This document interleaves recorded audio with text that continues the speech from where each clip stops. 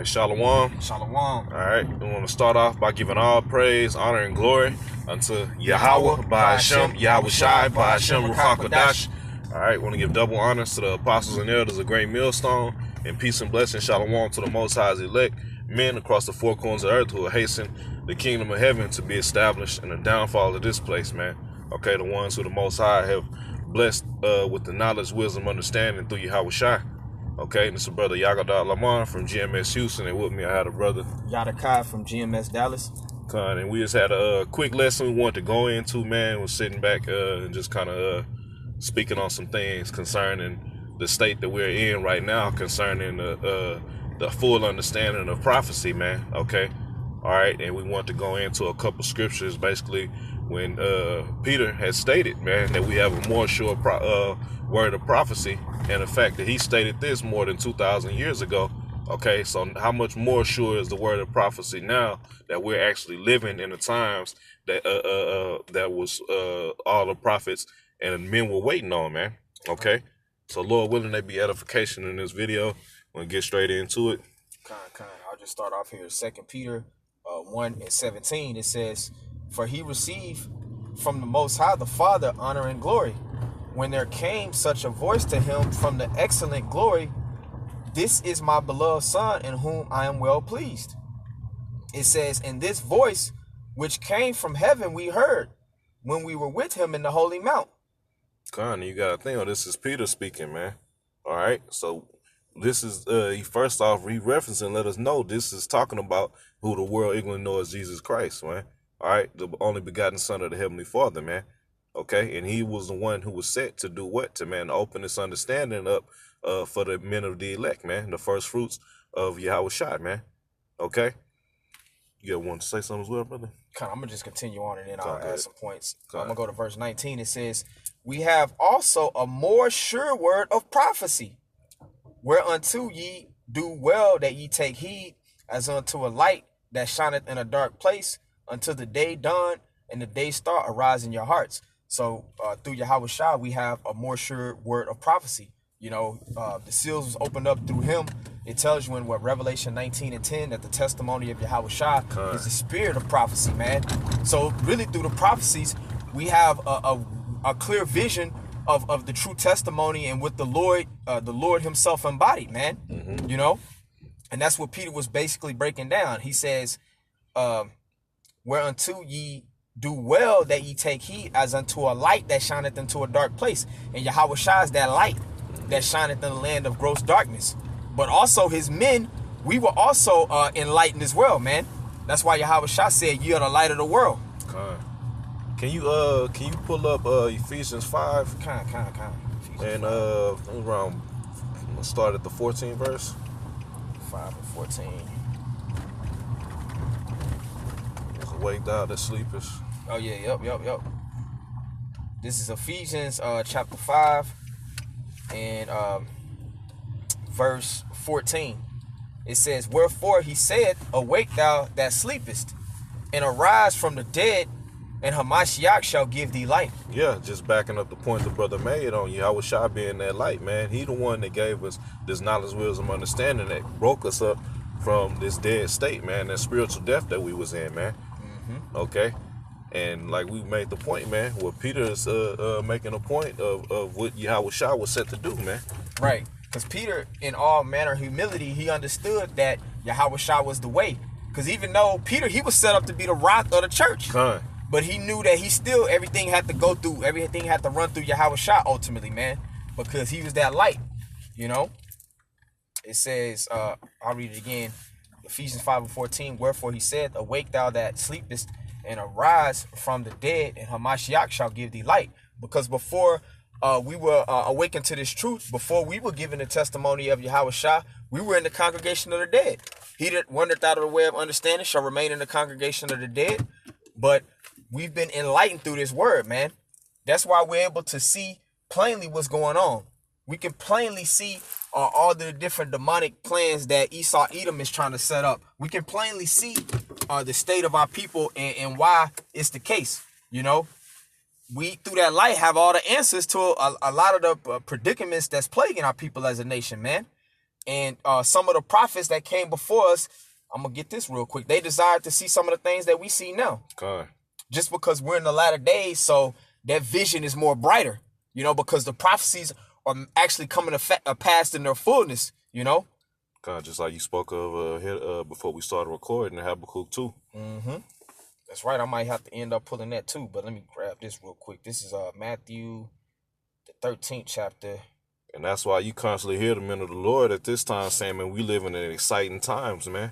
Mm-hmm. Okay, you got to think about the prophets that receive visions. A lot of times they fell sick after that, man, because they didn't fully understand what they saw, man. Now we living through these visions, okay? And as they're reading Romans 15:4, man, okay, everything's written aforetime for our comfort and learning. We being comforted now because we understand that this is part of what has to come to pass, okay, concerning prophecy before this place fall. Right. That's why Peter said we have a more sure word of prophecy. That's why the disciples, they were willing to put it all on the line and risk their lives unto death, man. The disciples, man, which were later apostles, they suffered torturous deaths, man. Okay. You know? But they were willing to stand boldly for the testimony of Yahushua because they were given a more sure word of prophecy. Mm-hmm. They knew that the Roman Empire was not going to last, you know?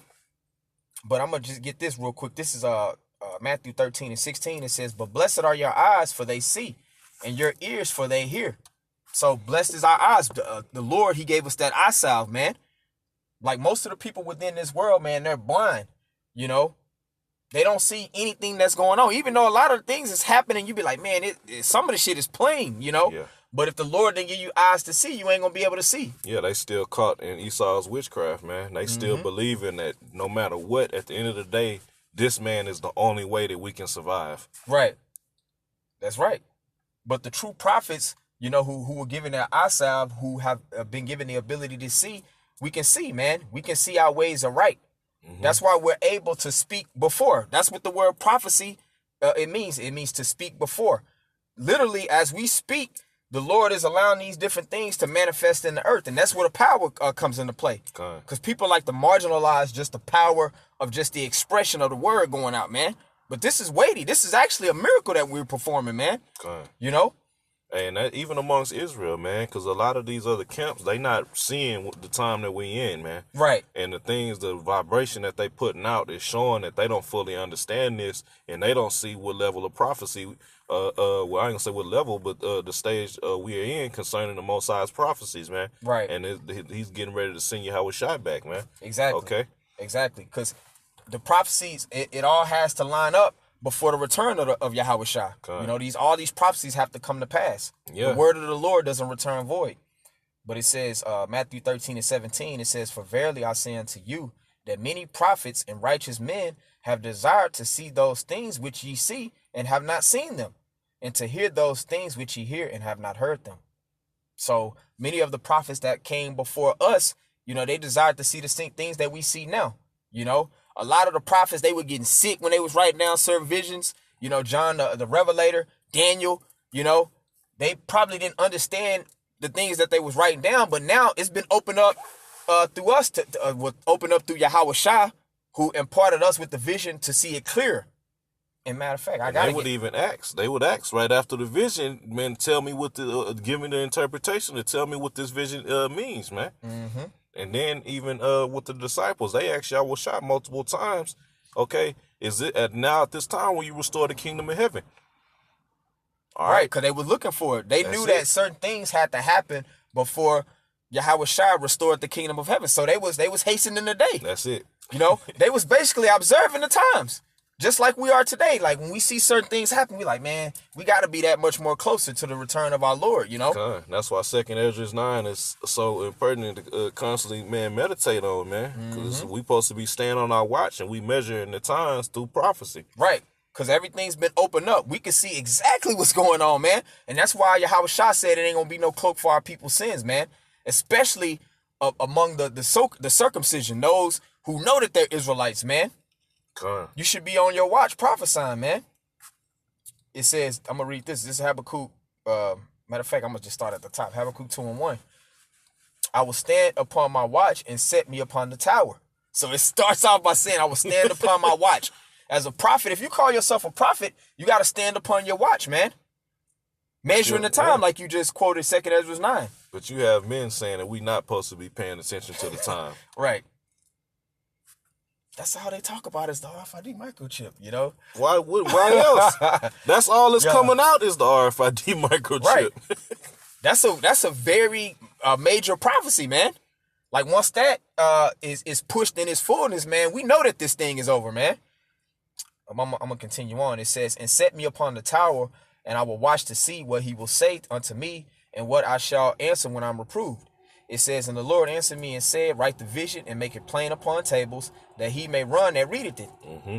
For the vision is yet for an appointed time, but at the end it shall speak and not lie. So the vision is for an appointed time. Everything happens in a dispensation of time, you know? Okay. And you got to think about when Peter was making that statement in 2 Peter chapter 1, man, when they constantly was in all the different letters, man, from Paul and all the different books in the New Testament, they referred to the Old Testament, man.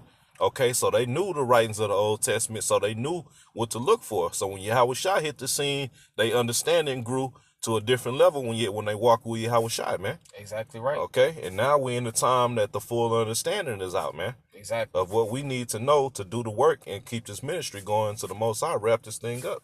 Matter of fact, I'm gonna pull this real quick. I'm gonna pull, just backing up what you just said. This is the last chapter in St. Luke. This is St. Luke 24 and 44. That's it. It says, and this is Yahushua talking to his disciples, you know, who were later turned apostles. It says, and he said unto them, these are the words which I spake unto you while I was yet with you.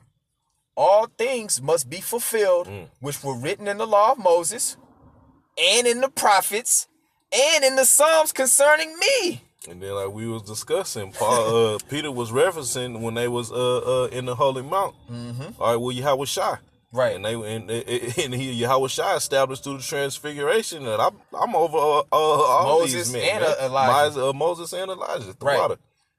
That's right, man. Because all of those things that they wrote about, the law of Moses and in the prophets and in the Psalms, it was all concerning him anyway. King David, all of those Psalms that King David was prophesying about, it was all concerning the Lord. Peter. Which he was Peter. That's spiritual too. That's it. Which we started off in 2 Peter, you know. We have a more sure word of prophecy, man. Verse 45, here's the point. It says, then opened he their understanding that they might understand the scriptures. Man. So they got on a higher level at that point, man. Yahushua broke everything down to them. And then, of course, when you go into the Acts, they was doing miracles. Mm-hmm. They got upgraded through the Spirit, man. You know? Gave them spiritual power, man. They had actual spiritual power, man. And that's why us even having this, waking up to this knowledge, wisdom, understand at this point was a form of spiritual power, man. Absolutely. This was a miracle. This was a miracle, bro. Because we was in the worst state ever.